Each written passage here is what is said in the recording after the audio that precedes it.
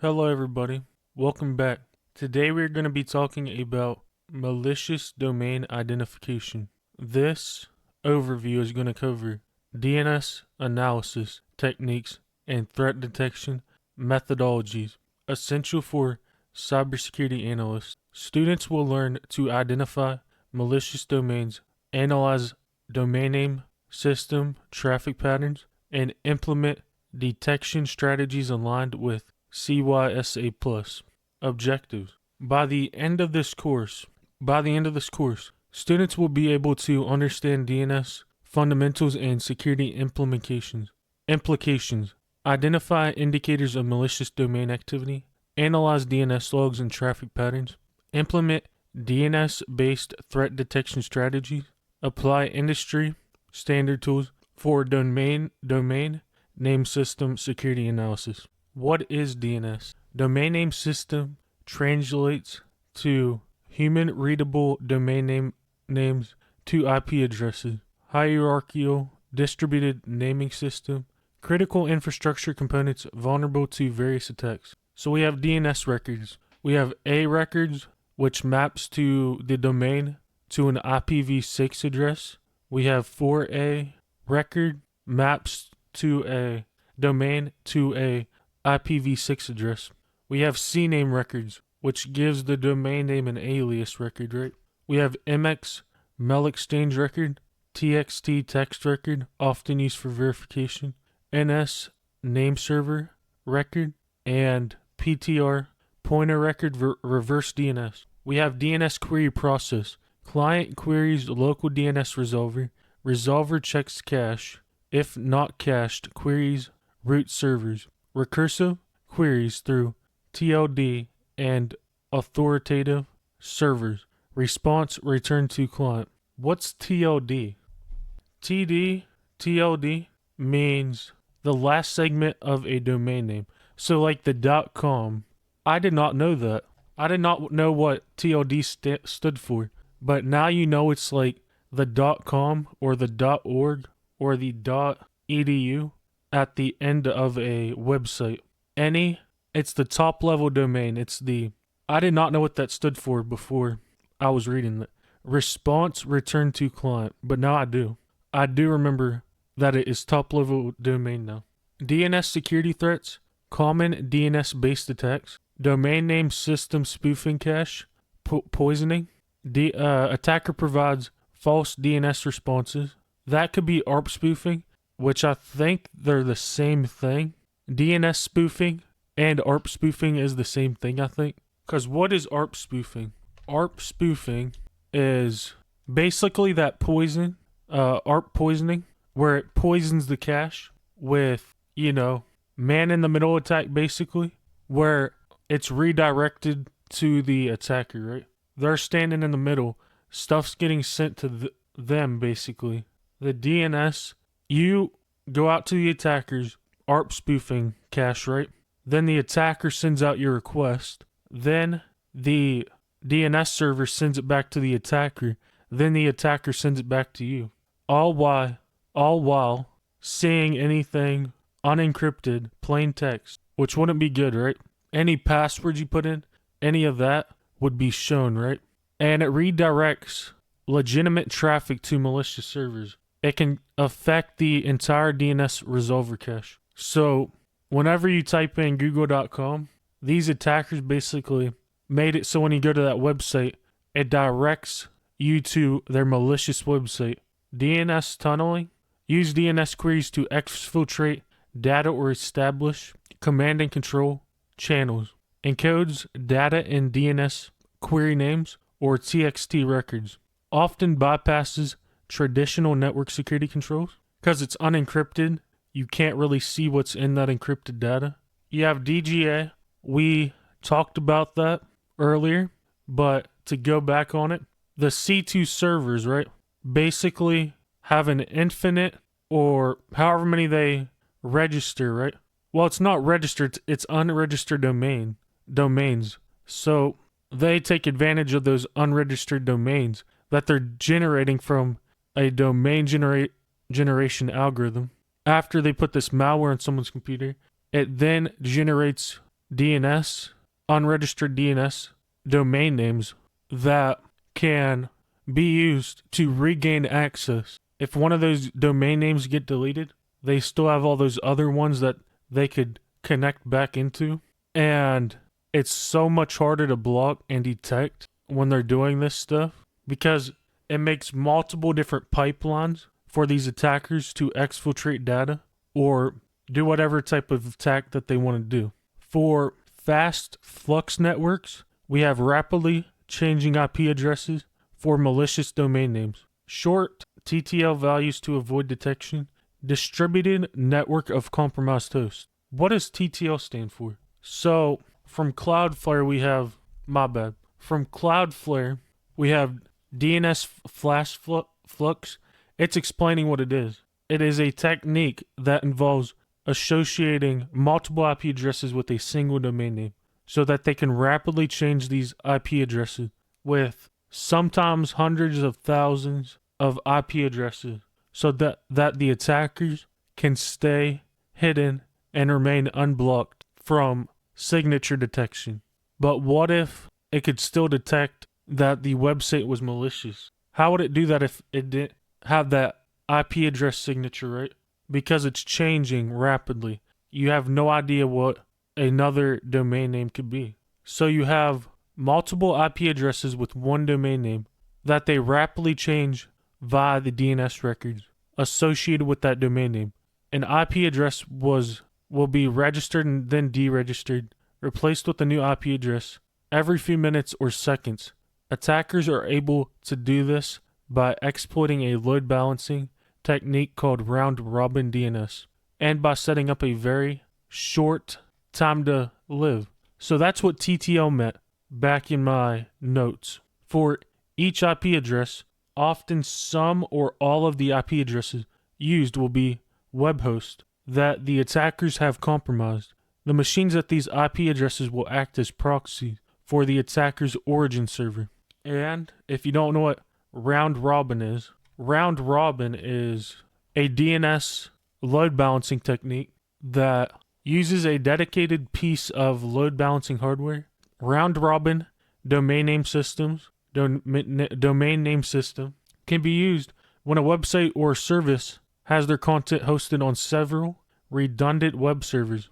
When the DNS authoritative name server is queried for an IP redundant web server are geographically separated, making traditional load balancing difficult.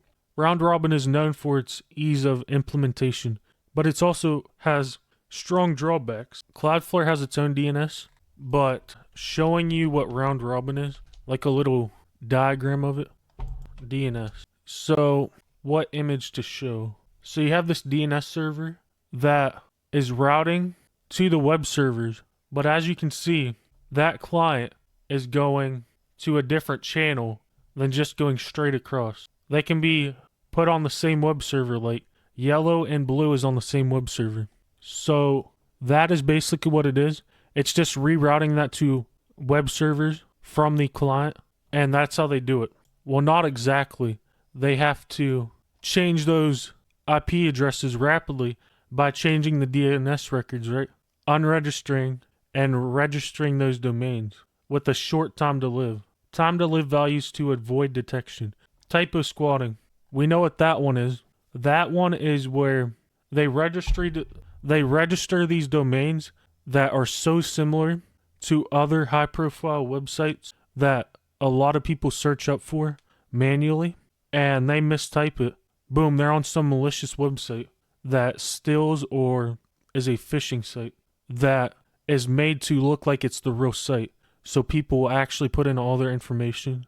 For indicators of malicious domains, we have newly registered domains. That could be suspicious because you might just be registering these domains like just to get a new one so that you're not seen as a threat, right? Because other people block it because they know that's a malicious website. So that could be a suspicious thing that an attacker would do. Domain name patterns. Random character strings. Excessive length of unusual TLD usage. Homograph attacks using similar looking characters, dictionary word combinations that seem unnatural, random character strings. So a excessively long string would be pretty unusual, because who wants that long of a domain name, right? No person wants that long of a domain name, which could be an indicator, but some people are just weird and want those long domain names that just have random strings of characters. But I don't see why you'd want that unless you were a attacker. DNS query patterns, we have high frequency of NX domain responses, unusual query types or excessive TXT record queries, queries to suspicious TLDs or non-standard ports. And I'll put up what TLD means, probably. Geographic and network indicators. But let's just look up TLD, because TLD and domain. We already went over this. That's the top level domain. But I forgot what it meant. So just, if you forget what something means, go back and look it up. Or look at your notes. But my notes aren't very well fleshed out, because I didn't put what acronyms mean and stuff like that. But actively going out and trying to figure out what stuff is how you build up knowledge. So top level domain or standard ports. Geographic and network indicators. Domains resolving to suspicious IP ranges. Hosting in countries with lax regulations. Shared hosting with known malicious domains. DNS analyst techniques. Log analysis methods. DNS query log examination, where they would monitor these patterns and try and figure out what these unusual subdomain structures are. They would analyze query timing and source patterns to see what could be considered suspicious or malicious. Baseline establishment, normal domain name system, traffic patterns for your network. Typical query volumes and types, standard resolution times and patterns. Anomaly detection, statistical analysis of query patterns. Machine learning approaches for pattern recognition. Behavioral analysis for domain name system clients. We have tools, command line tools, NS lookup, basic DNS queries and reverse lookups. We have the dig command, which will give you detailed DNS information gathering based on what you give it. We have host, which is a simple DNS lookup utility. Specialized, like niched down DNS analysis tools are passive DNS databases, DNS monitoring platforms, threat intelligence feeds. For Module 5, threat detection strategies, we have real-time monitoring, domain name system sinkholing, redirects malicious domains to controlled servers. Oh, nice. That's a really, really good thing for Blue Team right there. Because you wouldn't be going to that malicious domain if it rerouted you to that control server. Monitor attempted connections to known bad domains. Gather intelligence on infected systems, which could just be DNS information, DNS logs. Domain name system filtering. Block access to known malicious domains. Categorize malware, phishing, etc. Whitelist and blacklist management. We have response policy zones. Domain name system firewall technology allows custom responses to specific queries. Enables automated threat response. Intelligence integration, threat intelligence feeds, commercial and open source domain reputational data. Real-time updates on newly identified threats. Integration with SIEM and security orchestration platforms. When I think security orchestration, I think SOAR, SOAR. Reputation scoring, weighted scoring based on multiple indicators, age registration patterns, hosting characteristics, dynamic scoring based on observed behavior. Practical analysis scenarios, identifying algorithmically generated domains, pattern analysis techniques, distinguishing from legitimate dynamic domains. Case Study 2, DNS tunneling investigation, recognizing data exfiltration patterns, analyzing unusual query structures, correlation with network traffic analysis, and phishing domain, typo squatting, detection methods, visual similarity analysis, how similar is the phishing website to the real website, registration timing correlation. For tools that we have, for Open source tools, we have passive DNS, historical DNS, data analysis, bind RPZ, response policy zone, implementation, Pi-hole, which is network-wide DNS filtering. And I see Pi-hole being used a lot for blocking ads, right, at the router level, which is really cool. We have Suricata, network security monitoring with DNS rules. But I definitely would like to do something with Pi-hole because that would be cool to just have no ads at all at the router level. For commercial solutions, we have domain name system security platforms, threat intelligence integration, enterprise, domain name system filtering solutions, implementation best practices, layered security approach, regular threat intelligence updates, continuous monitoring and tuning, integration with incident response procedure. So what will the exam most likely be focusing on? DNS security fundamentals, threat detection methodologies, log analysis techniques, and incident response procedures. So for incident response, they're going to want to make sure you know the order of these steps that must happen in order, because you most likely would get a question on that.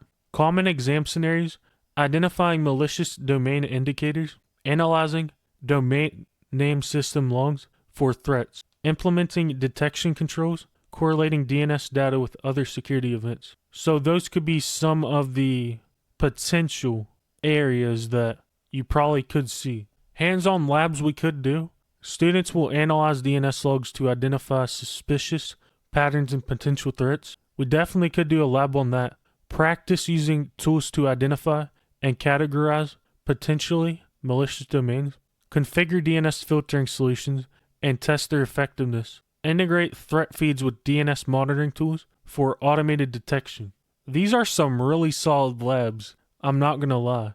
These would all be really, really good labs to do. So we may be doing them. Assessment and review. Key takeaways: DNS is a critical attack vector requiring continuous monitoring. Multiple indicators should be considered when evaluating domain reputation. Automated tools and threat intelligence are essential for skill. Domain name system security should be integrated into broader security architecture. And some questions that could be asked, right, for your homework. So this one asks, what are the primary indicators of domain generation algorithm generated domains? How can DNS tunneling be detected in a network traffic? What role does threat intelligence play in domain name system security? How do you distinguish between legitimate and malicious newly registered domains?